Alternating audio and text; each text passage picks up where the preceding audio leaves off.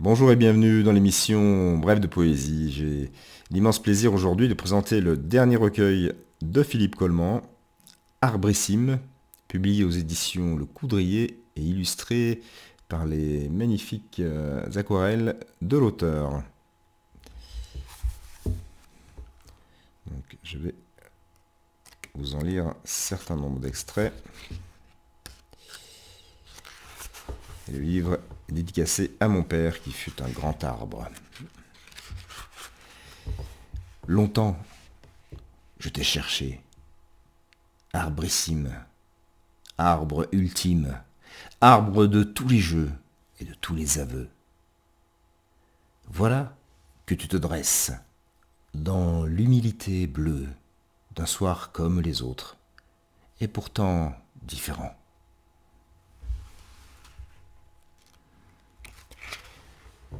Grâce.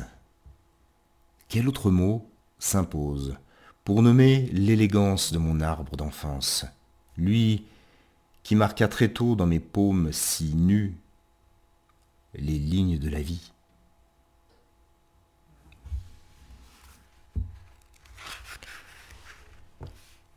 Tantôt mausolée, tantôt grand théâtre, la forêt, ce palais d'un enfant sans royaume qui marche sur la mousse du long couloir du temps.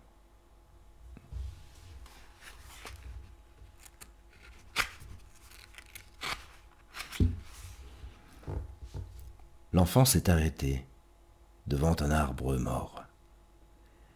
Il regarde les fleurs qui poussent à son pied, le lierre qui l'enlace, l'oiseau désenchanté.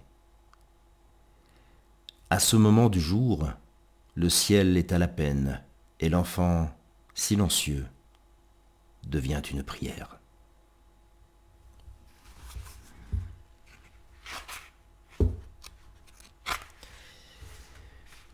L'enfant demande au saule, « Mais pourquoi pleures-tu » Et l'arbre de répondre, « Car je désespérais de ne pas te connaître. »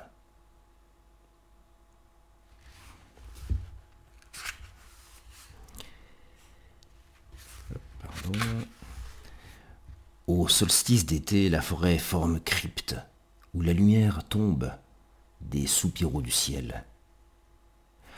En une demi-heure, j'éteignais la clairière, l'insolite cratère d'un volcan de quiétude. Et là, pour un instant, jouant de mon silence, j'avais le sentiment d'être au centre du monde.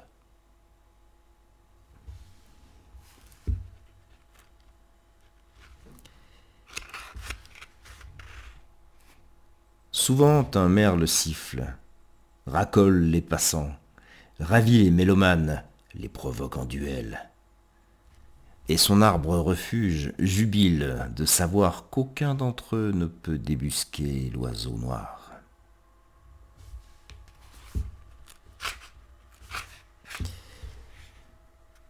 Le temps parfois s'assied sous l'auvent apaisant d'un vieil arbre complice.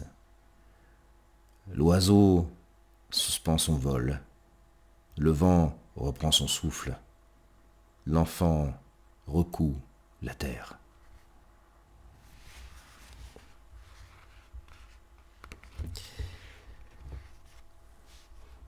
Nous marchons sans envie dans les futaies de verre de villes anonymes, croisant et décroisant nos douples et nos triples.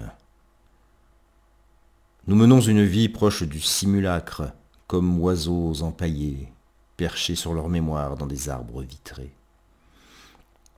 Pourquoi n'allons-nous pas nous perdre chaque jour dans les joies ordinaires et les petits prodiges des forêts enchantées?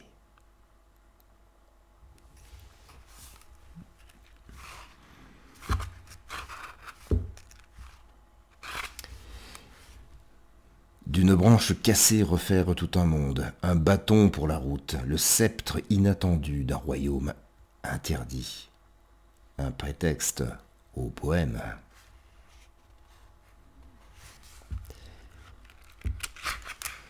L'hiver dans l'arbre nu, on les voit bien, les nids désert, destitué. Il faut être un enfant pour y entendre battre le cœur des oisillons.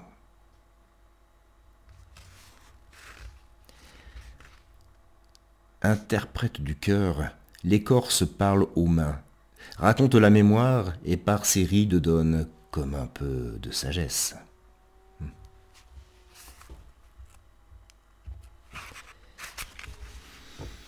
Regarde-toi, vieillard, sous le soleil qui tremble dans les yeux de l'étang. Vois ta tête chenue sur l'oreiller du ciel.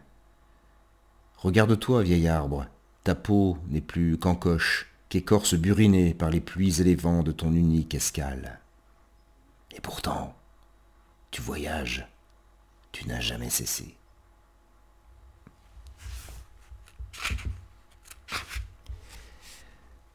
L'hiver, la crête dresse d'étranges candélabres de bois et d'abandon, que le soleil allume sous un ciel de clémence, comme des feux brûlés.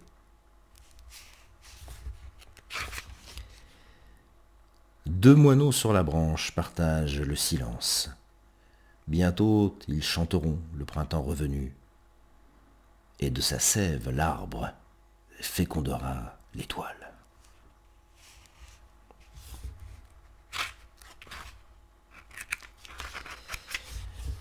Et un dernier texte. Tendons les mains aux arbres mûrs, piliers du temple, église neuve au gré d'avril.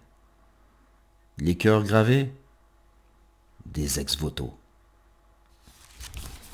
Voilà, très beau recueil de Philippe Coleman, Arbrissime, publié aux éditions Le Coudrier et illustré d'aquarelles de l'auteur. Je vous remercie pour votre écoute et votre fidélité et vous donne rendez-vous pour une prochaine émission de Bref de Poésie. À très bientôt.